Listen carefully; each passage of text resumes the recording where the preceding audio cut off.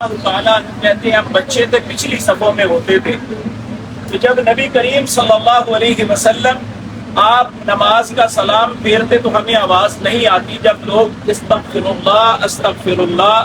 اللہ کہتے ہمیں پتہ چلتا نماز ختم ہو گئی. فلما انصرفت، پھر نبی کریم اپنا چہرہ مبارک ہماری طرف پھیرتے تو حضرت ثوبان رضی اللہ تعالیٰ عنہ کہتے ہیں آپ کی زبان مبارک پہ یہ کلمات ہوتے اللہم انت السلام ومنک السلام تبارکت یا ذا الجلال والاکرام. اے اللہ تو سلامتی ہے، سلامتی تجھ سے مل سکتی ہے، تیرا چہرہ بابرکت اور عزت والا ہے. پھر ایک صحابی ہیں معاذ بن جبل رضی اللہ تعالی عنہ، یہ واحد صحابی ہیں جن کا بازو پکڑ کے رسول اللہ نے کہا تھا میں تم سے محبت کرتا ہوں. حضرت معاذ تڑپ کے کہنے لگے یا رسول اللہ صلی اللہ علیہ وسلم میں بھی آپ سے محبت کرتا ہوں. آپ نے فرمایا اگر تمہیں مجھ سے محبت ہے تو فی کل دبر صلاۃ، اپنی ہر نماز کے بعد یہ کلمات اللہ سے ضرور التجا کے طور پہ کہنا. وہ کیا تھے؟ ربی اعنی علی ذکرک و شکرک و حسن عبادتک. اے اللہ مجھے توفیق دے کہ میں تیرا ذکر کر سکوں، تو مجھے توفیق دے میں تیرا شکر کر سکوں، تو مجھے توفیق دے میں تیری اچھے طریقے سے عبادت کر سکوں. پھر حضرت مغیرہ بن شعبہ رضی اللہ تعالی عنہ کہتے ہیں مجھے میرے صاحب جناب محمد الرسول اللہ صلی اللہ علیہ وسلم نے یہ بات بتلائی کہ فی کل دبر صلاۃ، اپنی ہر نماز کے بعد یہ اللہ کے سامنے اپنی بات ضرور کہنا. کیا؟ اللہم لا مانع لما آتیت ولا معطی لما منعت ولا ينفع ذا الجد منک الجد. اے اللہ جسے تو عطا کرنا چاہے اس سے کوئی روک نہیں سکتا، اے اللہ جس سے تو روک لے اسے کوئی دے نہیں سکتا. کوئی طاقتور، کوئی مالدار، کوئی صاحب ثروت نہ کسی کا کچھ بگاڑ سکتا ہے نہ سنوار سکتا ہے جب تک تو نہ چاہے.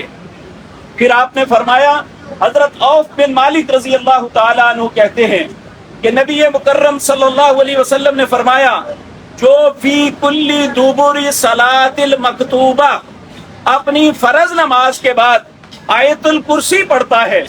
آیت الکرسی یہ سورۃ بقرہ کی ایک آیت ہے، قرآن کی ایک عظیم آیت ہے. اللہ لا الہ الا هو الحی القیوم لا تأخذہ سنۃ ولا نوم.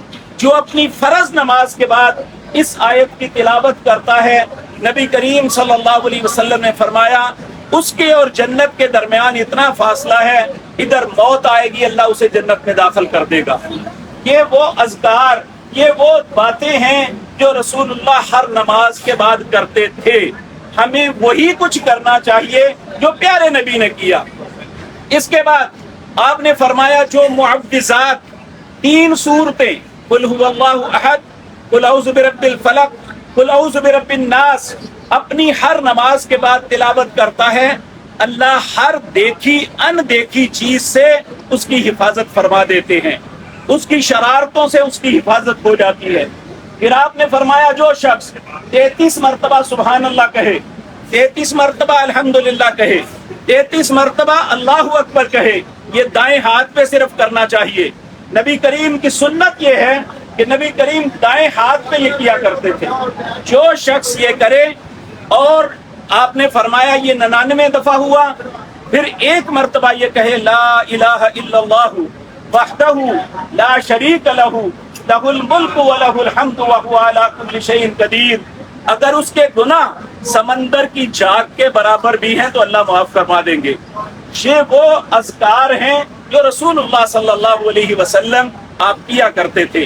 نماز کے بعد جو تلبیہ پکارنا ہے یہ رسول اللہ کی سنت نہیں ہے.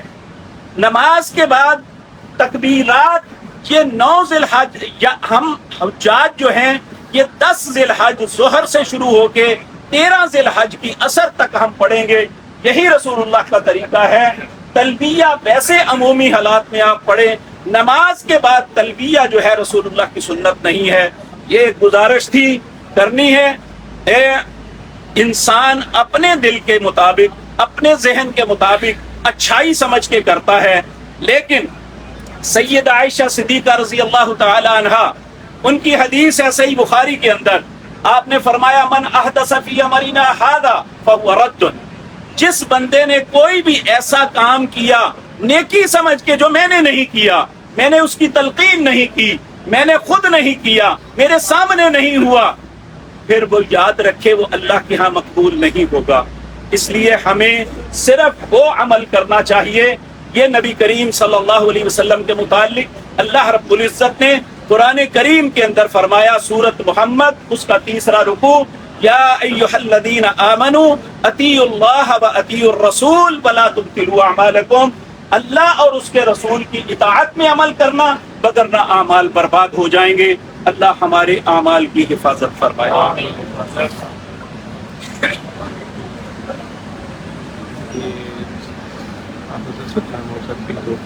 مینا کے یہاں پر حج کے موقع پر مینام کے اندر جو چیزیں بیان کر رہے تھے مغرب کی نماز کے بعد،